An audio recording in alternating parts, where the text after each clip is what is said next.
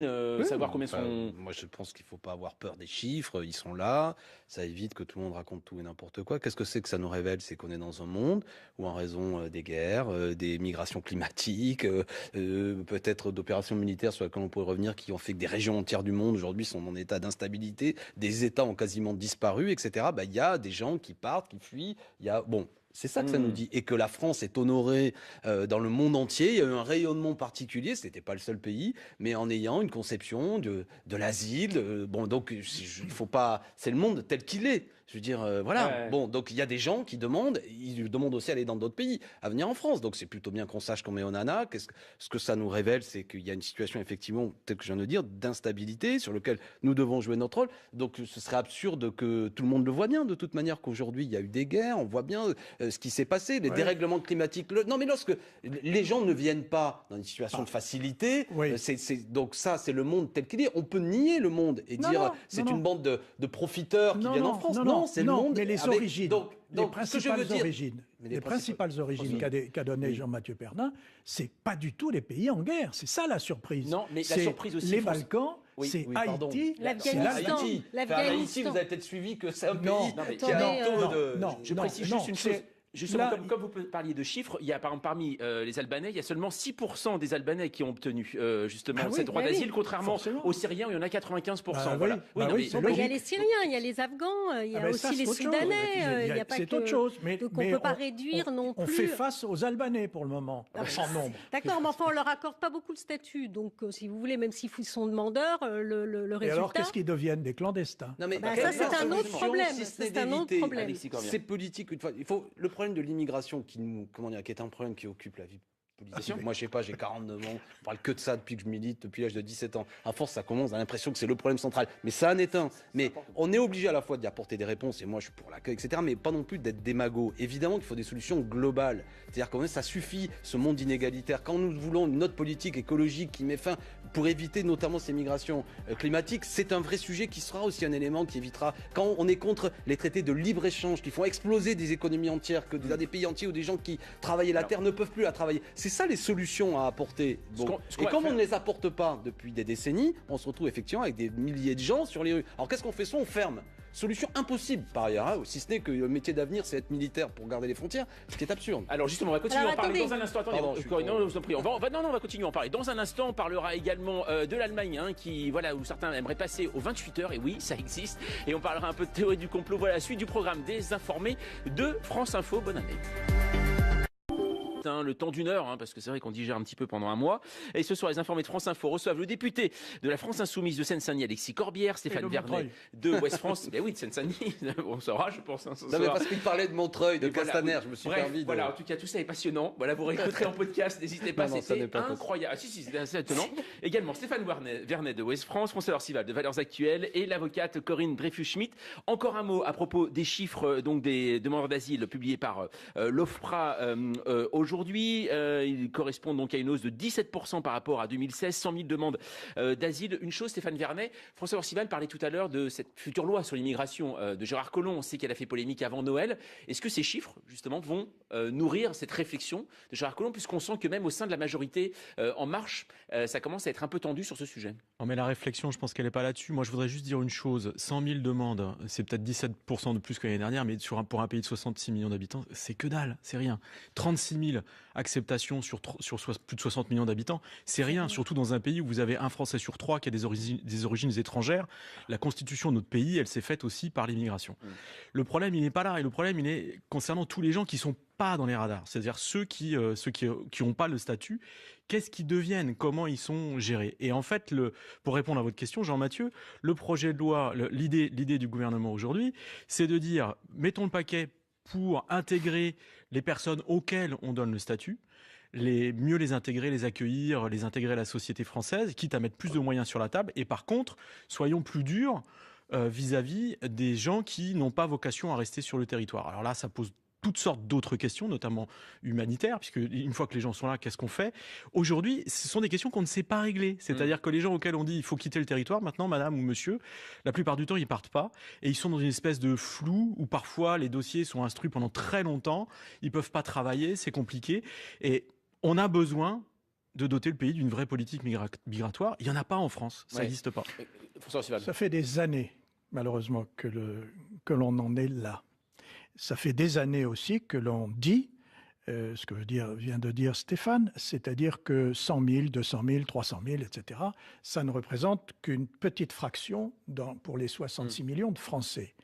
Il n'empêche que cette statistique, comme beaucoup de statistiques, n'est pas porteuse d'explication. Le problème de l'immigration, et notamment de ces populations-là, c'est la concentration. Vous avez des cités, vous avez des quartiers, vous avez des agglomérations où ces populations-là sont concentrées. Et donc, ce n'est pas 5% de Français, c'est au contraire 15, 20, 25, 30% de cette population qui se trouve là concentrée. Et c'est ça le sujet, c'est ça le problème. Et effectivement, Emmanuel Macron dit il y a ceux qui ont vocation que l'on peut intégrer et il y a ceux que l'on ne pourra pas. Mais il a un peu changé de discours quand même, parce que pendant la campagne, il a répété ça. Pendant la campagne présidentielle, son modèle, c'était Angela Merkel. Il a complètement changé de pied. Je pense que face au sondage qui montrait à 60-70% que les Français voulaient de la fermeté, effectivement, Emmanuel Macron est en train de changer radicalement de pied. Il faut quand même le reconnaître. Mais pas radicalement. Écoutez, quand vous voyez on mélange plusieurs sujets, mais Alexis Corbière. Non, la tonalité de François Dorcival, je suis pas d'accord, mais il y a quelque chose qui est vrai. Moi, je le vois comme élu, de Seine-Saint-Denis. Ça suffit, la concentration de pauvreté, de gens, d'étrangers, dans le même endroit. Ils n'en veulent plus, la République n'y gagne rien. Alors, qu'est-ce que c'est la solution? C'est que sitôt que, moi je parle de Seine-Saint-Denis, dans les Hauts-de-Seine, il est hors de question ils peuvent faire payer des amendes que faire du logement social. Les aides, c'est essentiellement la Seine-Saint-Denis ou Paris qui essaie un peu d'ouvrir des foyers, les autres n'en veulent pas. Donc, mais ça, il faudra en finir. Parce que c'est clair qu'il y a un problème qui, à tout point de vue, fait que vous avez une concentration de difficultés sociales qui vont avec les situations dramatiques souvent qui accompagnent, qui fait que... Mais une fois qu'on a dit ça, ça n'est pas exactement le sujet que l'on abordait. Bien parce sûr, que ce que prévoit, moi, ce qui me choque, notamment, il y a plein de choses dans ce que prévoit Gérard Collomb, le fait de demander à des associations qui font de la solidarité de se transformer en quelque sorte en auxiliaire de police, c'est-à-dire quand tu gères un foyer. C'est ce que demande la circulaire Collomb. C'est-à-dire que tu demandes toi-même. Non, mais qu'est-ce que ça va produire? Qu'est-ce que ça va produire, tout simplement? Si les gens qui vont dans les foyers savent qu'ils vont être dénoncés, ils n'iront plus. Donc vous allez vous retrouver avec des zones entières de non-droit qui vont se créer et on va déplacer la misère. C'est comme la manière parfois dont je vois à Paris on lutte contre la prostitution. Dans une opération dans un quartier, elle part ailleurs et on fait et de la même façon si vous faites fuir les gens en disant voilà, avant j'étais en sécurité parce que les associations humanitaires qui me géraient ne me demandaient pas mes papiers. Bon, et vous ne réglez rien. Ce sont quand même des territoires de la République, les endroits où ils sont accueillis. Et donc que la police ait interdiction d'aller contrôler des identités, moi je trouve ça incroyable. Mais c'est pas interdiction de contrôler les identités. C'est ça que ça veut dire. C'est qu'elle-même on fasse des listes et qu'on dise qui c'est qui est. Nous sommes dans un territoire extraterritorial. C'est comme si c'était une ambassade étrangère. Non, mais quand on est au secours populaire ou au secours catholique, on n'est pas là pour demander les papiers des gens et donner des listes à la police. On fait autre chose.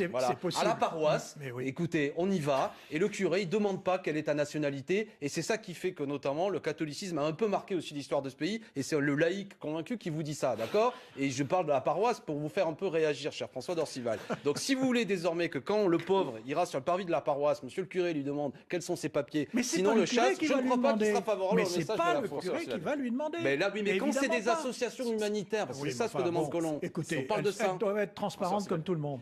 Corinne Dreyfus-Schmitt, pour vous aujourd'hui, le pli justement pris avant Noël, voilà, par ces arguments. On a vu même au sein de la République En Marche que ça tanguait un petit peu. Certains députés venant de gauche qui ont adhéré à la République En Marche ne sont pas très à l'aise par rapport aux propos de Gérard Collomb. C'est pour ça que d'ailleurs, ils font des espèces de mini-séminaires par petits groupes de députés pour essayer de désamorcer la contestation qui est en train de monter. Et on peut quand même remarquer que Macron avait pris l'engagement de relocaliser les migrants venant de Grèce et d'Italie à hauteur de 30 000. On n'en est même pas à 5 000 aujourd'hui. Donc voilà, on est dans une... Mais il va falloir aussi trouver une politique européenne et une coordination, parce que là, Allez, c'est vraiment un problème essentiel. On va parler d'Europe dans un instant. L'info à 20h40, Julie Smul.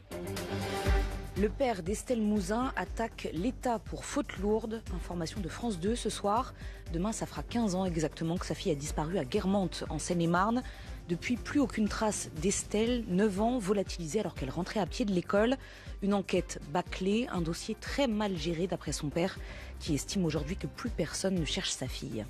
Un peu plus de 200 postes supprimés chez Pimki sur 1937 magasins fermés sur 321. La marque de prêt-à-porter profite du nouveau dispositif permis par la réforme du Code du travail, les ruptures conventionnelles collectives. La CFDT dénonce sur France Info ce soir des annonces choquantes et perturbantes. 10 centimes de plus à la pompe. Les prix des carburants ont bondi la semaine dernière. Hausse de 10 centimes pour le gazole, entre 6 et 6,5 pour le samplon. Chiffre officiel publié aujourd'hui qui s'explique par l'augmentation de certaines taxes. Un nouveau sponsor polémique pour le maillot du 15 de France, le groupe Altrad, contrat estimé à au moins 35 millions d'euros. Un partenariat signé malgré des soupçons de conflit d'intérêts avec le président de la Fédération française de rugby, Bernard Laporte. L'année 2017 la plus coûteuse de l'histoire en termes de catastrophes naturelles aux États-Unis. Des ouragans et des incendies destructeurs dans tout le pays l'année dernière. Coût total estimé à 306 milliards de dollars. Du jamais vu selon l'agence océanique et atmosphérique américaine. France Info. 20h, 21h, les informés. Jean-Mathieu Pernin. Les informés de France Info. Alors, souvenez-vous, au début des années 2000, les 35 heures, on en a beaucoup parlé. Est-ce qu'en France, un jour, on parlera de passer aux 28 heures ? Eh bien, c'est peut-être possible, puisqu'en ce moment, en Allemagne, il y a un syndicat qui souhaiterait justement passer aux 28 heures. C'est le syndicat de la métallurgie IG Metall. C'est le premier syndicat d'Europe. Il a 2,3 millions d'adhérents. Il a lancé un mouvement de grève qui promet une longue mobilisation. L'Allemagne, se porte bien avec une croissance annoncée de 1,9 en 2018, un taux de chômage qui stagne à 2,53 millions. Alors, prêt à jouer le jeu de moins travailler, ce n'est pas vraiment encore ça. Vous allez entendre l'avis d'un patron de PME et d'un syndicaliste. Vous allez vite savoir lequel est pour une réduction du temps de travail et l'autre qui ne l'est pas du tout. On les écoute. Mettez-vous à la place d'une entreprise qui a des équipes de 2 ou 3 personnes. Comment va-t-on faire pour trouver des remplaçants juste pour les 7 petites heures de travail qui vont manquer le vendredi? Nous aussi, on veut pouvoir bénéficier à notre tour de la flexibilité. On a toujours montré qu'on était prêt à discuter sur l'organisation du temps de travail, ce qui a amené beaucoup de flexibilité à disposition des patrons. Et ça, on ne le remet pas en cause.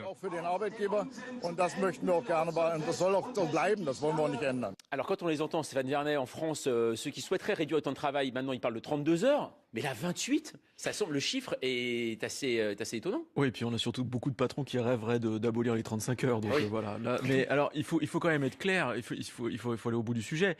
On n'est pas. Ce que demande IG Metall, c'est pas un passage aux 28 heures. Ce qu'il propose, c'est que les salariés qui le souhaitent puissent travailler 28 heures, mais c'est pour une durée maximale de 2 ans. Et c'est le patron qui accepterait, qui se verrait imposer cette mesure, prendrait une partie du salaire à sa charge. Donc, ce que je trouve intéressant, notamment dans le reportage, c'est que si l'Allemagne peut se permettre de faire ça, c'est parce que tout va très très bien du point de vue économique, ou tout va trop bien du point de vue économique en Allemagne.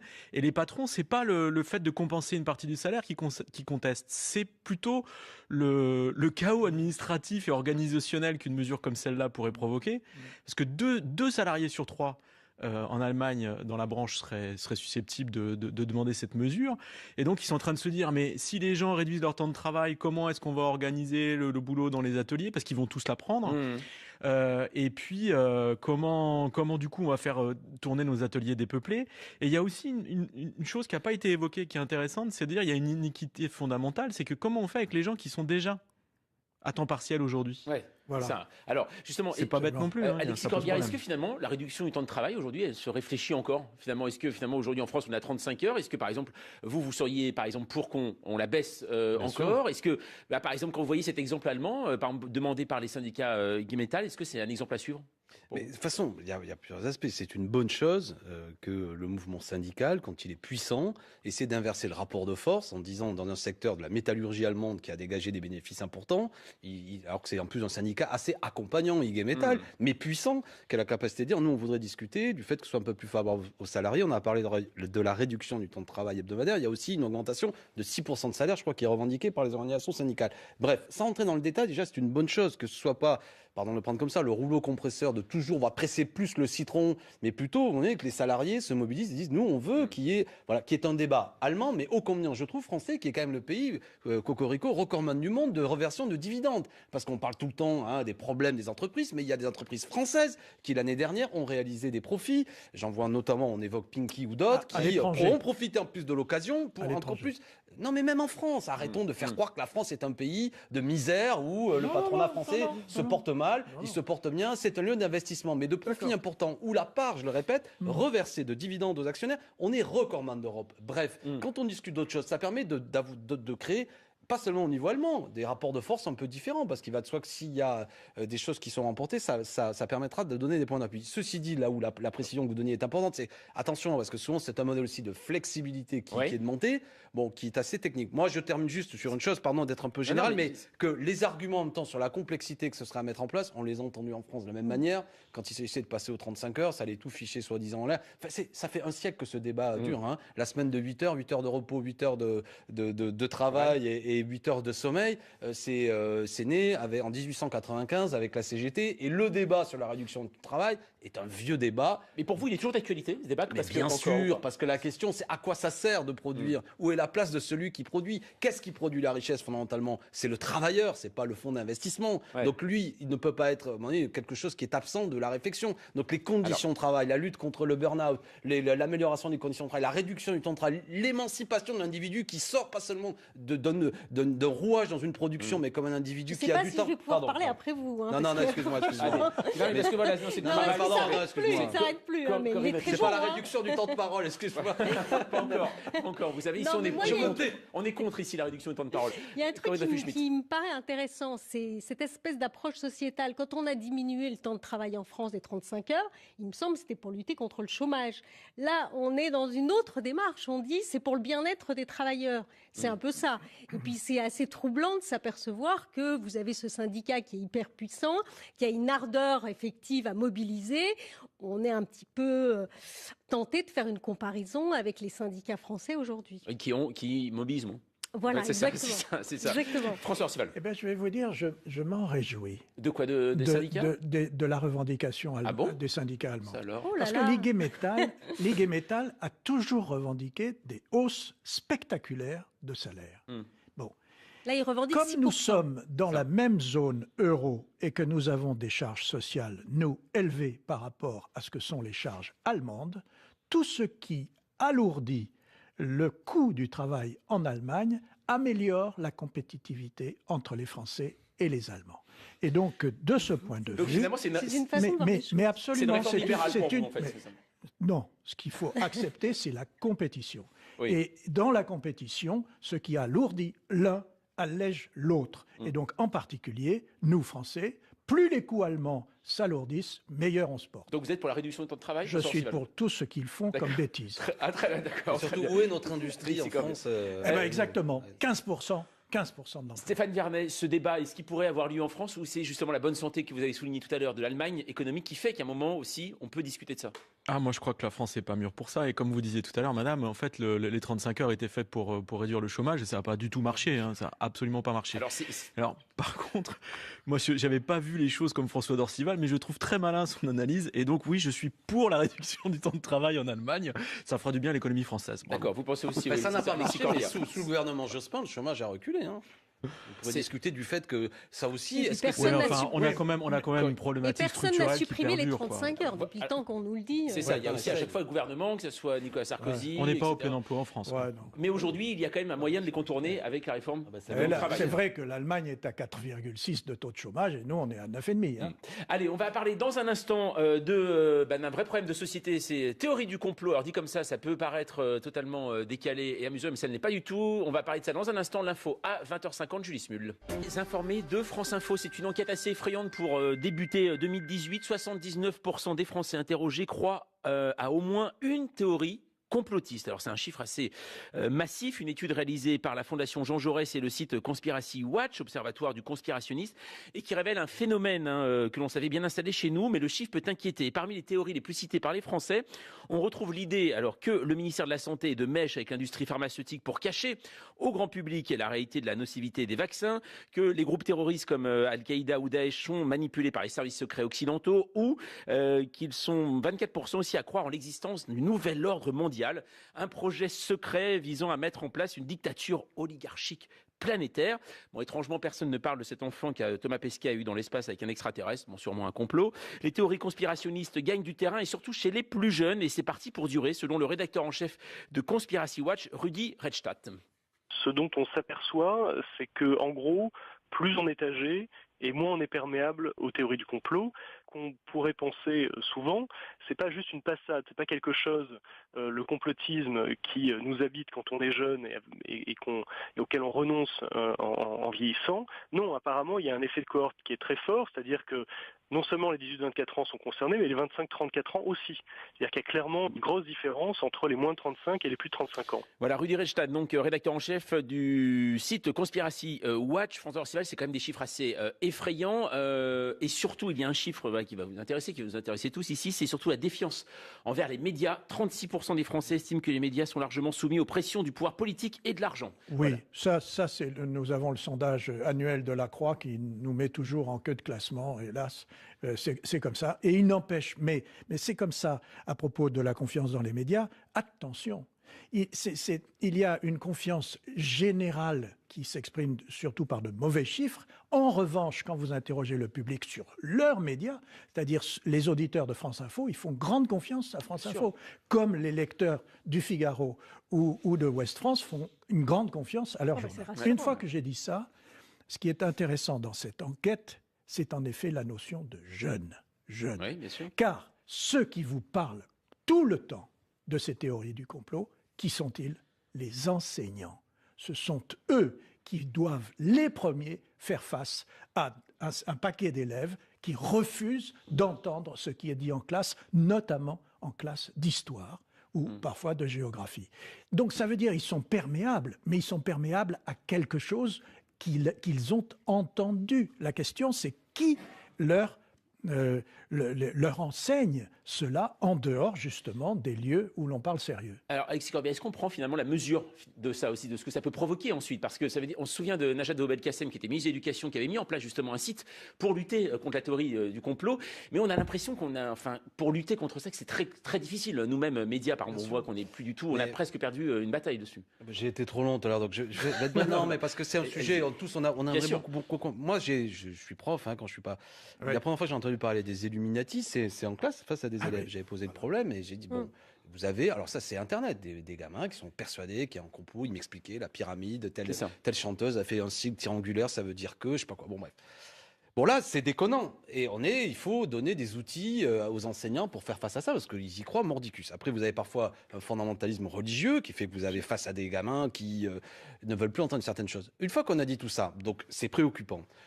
Attention aussi à ce qu'on ne bascule pas de l'autre côté, parce qu'il y a un regard critique aussi. Le fond du sujet, c'est ce que vous avez dit au point de départ, c'est la critique des médias.